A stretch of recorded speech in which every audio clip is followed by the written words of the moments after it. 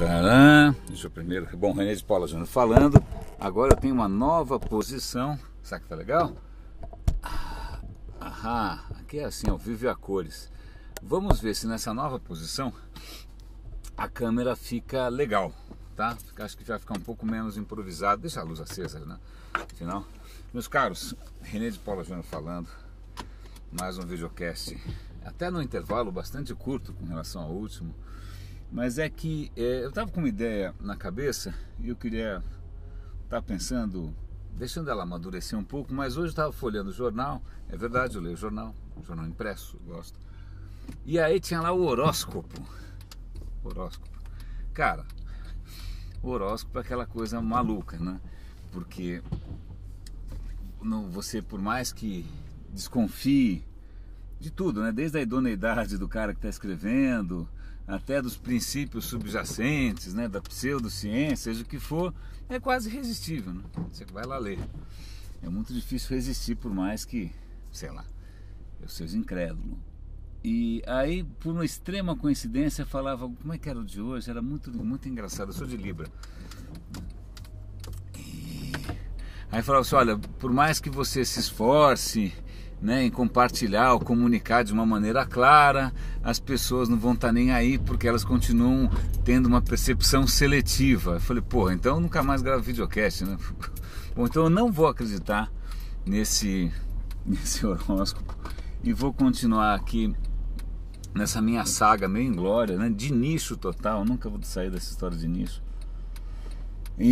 Mas tem uma questão que me intriga, que é a seguinte. Uma vez eu vi uma piadinha tola, na verdade, uma piada meio daquelas de salão, né? Piada de pai, piada de sarau, que é meio bobinha, mas é assim, eu já devo ter contado aqui umas 20 vezes, mas como o contexto sempre muda, vamos lá. A questão é a seguinte: você está andando na rua, né? Um dia bonito como esse, e aí você vê um velhinho agachado na calçada, assim, ali, naquele solão, procurando um troço no chão. Aí você vai ajudar, fala, posso ajudar o senhor? Fala, por favor, eu deixei cair meus óculos. Ah, você falou, o senhor deixou cair aqui na rua?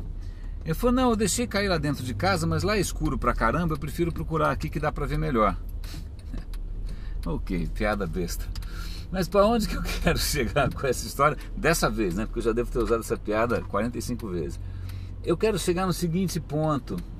Eu acho que é um pouco da natureza humana, como diria o meu horóscopo, meu astrólogo de plantão lá, é essa questão, digamos, no mínimo seletiva, né? No mínimo seletiva. A questão para mim é a seguinte. Então, até vou citar uma coisa que eu costumo falar muito em palestras, normalmente quando eu estou falando com gente que está começando e tal, e eu sempre falo assim para a garotada, eu falei, vocês sabem qual é a maior riqueza que o Brasil tem? A maior riqueza que vocês têm? Não é o pré-sal, né? Vamos, whatever, né? A eleição já passou. A maior riqueza que vocês têm são os problemas, né? A gente é um país com um monte de problema para resolver, né? Problemas, alguns são crônicos, já tem séculos, né? Alguns problemas são endêmicos, alguns problemas são, sei lá, desesperadores e tal. E aí esses problemas são, puxa, para quem tem algum tipo de talento, né? Seja um talento técnico, seja um talento comercial, seja um talento político, porra, é uma mina de ouro, uma oportunidade de ouro de fazer diferença. Curiosamente, eu faço a provocação porque mesmo tendo, né, a gente estando cercado de oportunidades da gente exercer os nossos, né, talentos, etc e tal, fica todo mundo procurando o óculos onde ele não caiu, né? Fica todo mundo olhando lá para fora, ou querendo fazer uma startup que parece o Twitter, ou querendo fazer mais não sei o que de social, né? Tem uma expressão em inglês que é muito interessante, que se chama beating around the bush, que é bater em volta do arbusto.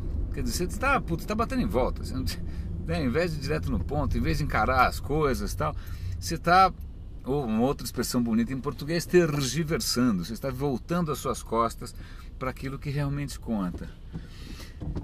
Na real, acho que tem dois aspectos aqui. Um deles acho que é nacional, é uma questão que a nossa cultura acabou de alguma maneira consolidando, ou até engessando, que é o seguinte, normalmente problemas que são crônicos, que são endêmicos, você já nem enxerga mais como um problema, né? Você já nem enxerga mais como alguma coisa estranha. Tipo, uma vez eu estava faz anos isso, conversando no Messenger com uma conhecida minha canadense que mora numa cidade minúscula, né? Deve ser tipo o Truman Show, né? Um negócio pequenininho.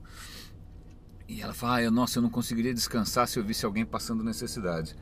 Eu falei, pô, você mora aí, né? Aqui eu ando pela calçada, se tiver alguém deitado na rua, você faz assim, porque você não sabe se o cara tá morto ou não, se é um mendigo dormindo ou não, você toca a vida, porque se você for parar para cada cara que tiver caído na calçada, cada cara que estiver na esquina, cada cara que estiver se lavando como é que chama esse negócio?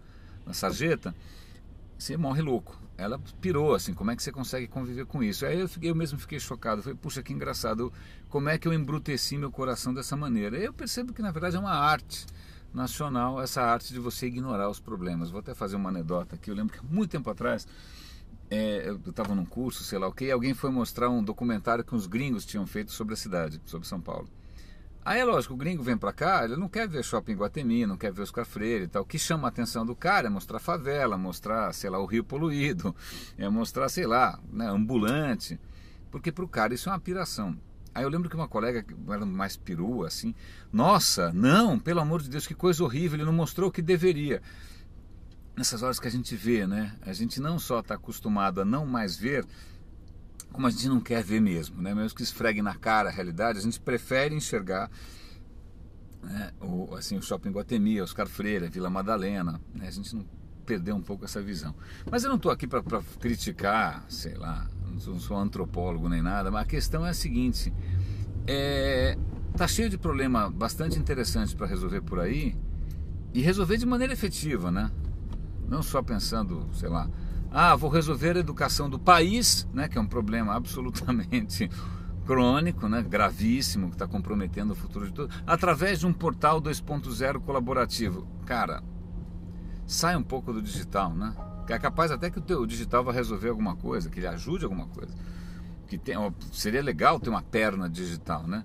Mas como já disse uma conhecida na Escola do Futuro da USP, na Amazônia, e-learning é rádio. Você quer fazer e-learning na Amazônia, você faz por rádio porque os caras ouvem, né? Então é esse tipo de pegada, né? Pô, sai um pouco da Vila Olímpia, porque aliás eu estou indo agora lá, como de Carvalho, sai um pouco desse mundinho, vai ver como é que é uma lan house, vai ver como é que é um cartório no interior, vai ver como é que sei lá, como é que as padarias compram trigo, eu não sei, qualquer problema. E a gente tem muito por aí, né? Eu lembro, eu fiz um tempo, eu sou formado em rádio e TV, apesar de gravar essas coisas toscas, eu sou formado em rádio e TV, mas eu fiz um tempo de engenharia de produção antes, não acabei, deixei o curso lá antes de acabar, mas de qualquer maneira eu lembro que você fica lá aprendendo, né, novas maneiras de gerenciar, de administrar, de organizar a produção. Aí quando você vai para a realidade, você percebe que a gente está na década, na era Vargas, né? Parece que o mundo aqui ainda é uma repartição, né? Tem tanta oportunidade de melhoria que você nem sabe por onde começar. E qualquer mudança que você faça, até a Marta Gabriel fez uma palestra bem legal sobre inovação, falando um pouco disso, assim. Inovação não é pegar a última tecnologia, a inovação é provocar impacto nas coisas através de mudanças que podem ser simples, né? E fica aqui, isso é um desafio, de novo, para a gente tentar, se a gente quiser fazer alguma diferença aí, como empreendedores, como, sei lá, inovadores, desenvolvedores, etc e tal, é aprender a deixar de ser cego, né? Assim, conseguir abrir os olhos de novo, conseguir perceber os absurdos, conseguir identificar oportunidades de melhoria, de que maneira tal e tal coisa poderia, às vezes com uma solução simples, sei lá, SMS, disque denúncia, sei lá, qualquer coisa dessas poderia tirar a gente desse mar, né, de retrocesso, de atraso que a gente vive. Tá? E eu vou contar uma história, espero que seja inspiradora. Eu estou vendo a câmera balançar e, coitado, vocês vão ter um acesso de enjoo. Acho que esse suporte não é tão legal assim. Fecha os olhos, tá? Fiquem só ouvindo a voz que tá bom. Esse suporte aí, estou questionando a utilidade dele. A história é a seguinte: acho que era um cardiologista americano, um médico, sei lá. Ele foi fazer um trabalho voluntário, digamos que fosse no Camboja. Eu estou chutando porque eu não lembro os detalhes. O que importa aqui é a essência da história. E aí ele foi lá e ele queria participar de um programa de redução da mortalidade infantil. Nobre, né? Um negócio legal. Era um problema horroroso. Aí ele chega lá, o cara fala, não, Ministério da Saúde, não, veja bem, que é pobreza, a falta de educação, os problemas, as estradas, a infraestrutura. Cara, qualquer um que ele falasse sabia de cor 1 milhão de razões para as coisas não irem para frente. 1 milhão de razões. Aí o cara começou a desanimar, falou, bom, aqui não tem jeito, né? Então desencana, vou embora daqui, porque não tem como mudar essa história, porque todo mundo conhece já as razões porque alguma coisa não vai dar certo. E aí, no fim, ele acaba descobrindo meio por acaso que tinha uma região igualmente miserável, igualmente esburacada, detonada, né? Que as crianças viviam bem. Aí ele falou, pô, o que está acontecendo aqui? Ele foi lá ver, será que era alguma planta local, né?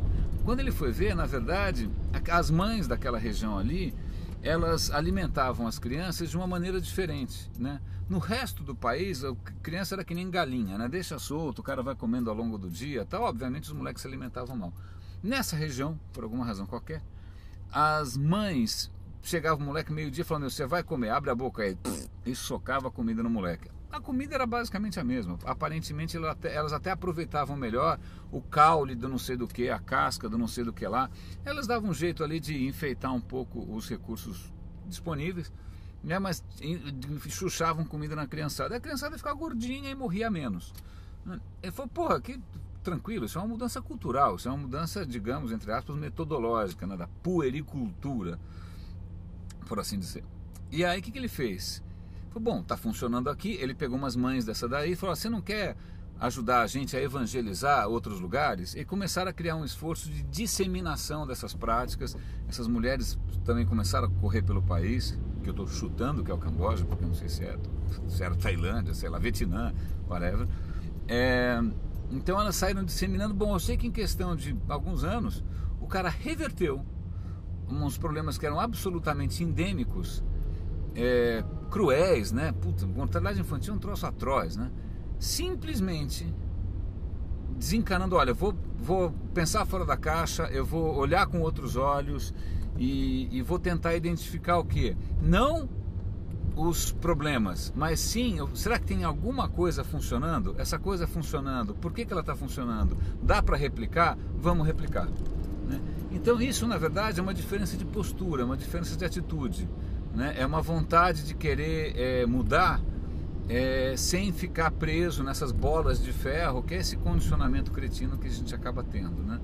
Então, sei lá, a gente deve ter, se eu começar a pensar nos preconceitos que eu tenho com relação ao meu próprio país, eu vou pensar, não, aqui a corrupção é endêmica, aqui a malandragem é endêmica, aqui o desinteresse pela educação é endêmico. Eu devo ter várias coisas que me deprimem de manhã quando eu acordo, né? Cada vez que eu pego o jornal e vejo aquelas barbaridades. Mas na verdade o que eu deveria estar fazendo, talvez, ambulância na área, vamos liberar aqui para os caras passarem, eu devo ter N oportunidades durante o dia de repente identificar iniciativas legais, gente com trabalho legal tal, e ver se eu consigo de alguma maneira dar uma força, dar visibilidade. Na prática eu até faço isso, quando de repente eu cruzo, deixa passar o cara, passou. Quando eu cruzo uns casos assim, eu faço o maior barulho, desde, sei lá, divulgar o trabalho do blog da Casas André Luiz, até de repente uma agência que está fazendo bonito no interior de São Paulo, em Santa Cruz.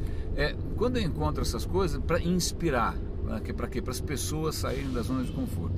E aí, de novo, vamos trazer isso agora até para um outro ambiente, que é o seguinte, tem toda essa onda, não, o empreendedorismo, tem sempre a ideia de que a gente precisa empreender alguma coisa absolutamente nova e começar do zero, porque é como se de repente as corporações, as empresas que já existissem, fossem sucata, né? Mas, legal, admiro, não é o meu perfil, mas eu tiro o meu chapéu para quem tem esse perfil. Mas a gente tem que levar em consideração que a gente tem que, de alguma maneira, saber transformar coisas que já existem em coisas mais modernas, tá? Isso é relativamente problemático, por quê?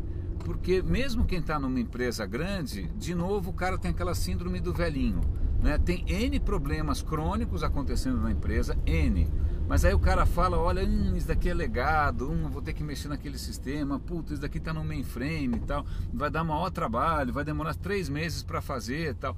Aí o que acontece? O cara fica 5 anos adiando o negócio que demoraria 3 meses, e aí prefere o quê? Puta, deixa eu focar em alguma coisa mais fácil, né? Deixa eu focar no Twitter, deixa eu ver o que estão dizendo de mim no Facebook, né?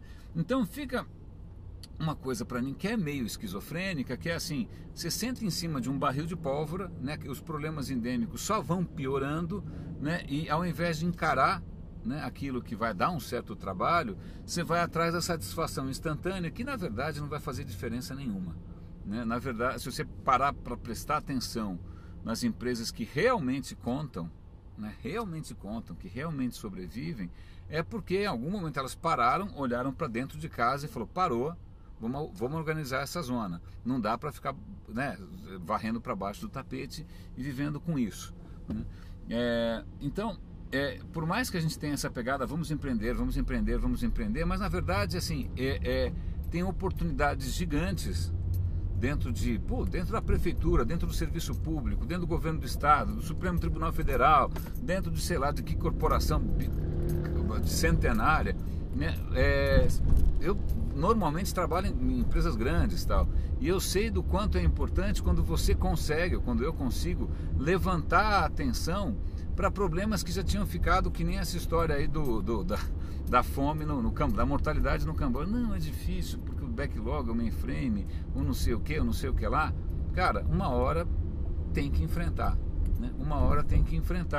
Ainda mais porque eu vou contar aqui uma coisa curiosa, né? Uma coisa interessante, uma história pessoal. Eu só morei em casa uma vez, e nessa casa tinha uma piscina pequena.